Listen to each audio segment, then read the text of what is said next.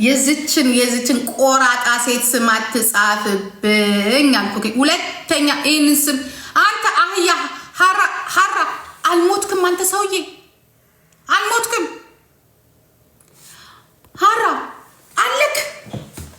እኔ የምልህ ኦሮሞ ሲባል ወደዚህ የሀረርን ግንባር ጋር ወደዚህ የምትመጣው ነገርስ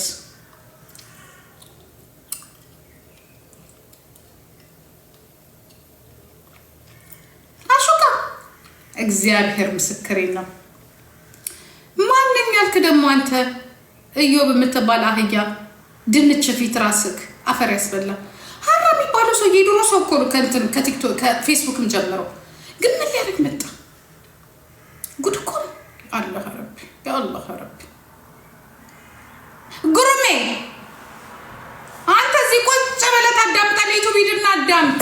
ያአላህ ረቢ ኧረ ሂዱና አዳምጧቸው ዩቲዩብ ላይ ድንች ፊት ወይዬኮ እኔ ስነካጋቴ ከዛ ነው የሚመጡላችሁ ነገር ያለው ዋ እኔ እግዚአብሔር ምስክሬ ነው የምላችሁ። አልፈልግም፣ አልወድም። በእናንተ አህዮች በአንዳንድ አህዮች የተነሳ እዛ ምስኪን እናት ያ እኔ ዋ አርፎ መቀመጥ። አንተ ብስብስ ለአማራ 5 ሳንቲም የምትረዱት ነገር የለም። አንተም ብትሆን ይቺ ማናት የምትላትን ቂጣችሁን እያሳበጣችሁ ተገላብጣችሁ ነገ ከመንግስት ጋር ተታርቃችሁ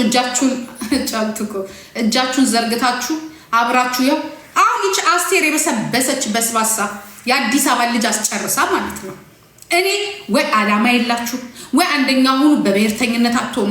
የፈረደበት ኢትዮጵያ አማራ እኮ የሀገር ባለውለታ ነው ብላ ስትለፈልፍ የነበረች ሴትዮ ምን አለ አማራ ባለውለታ ነው ያላለ የለም።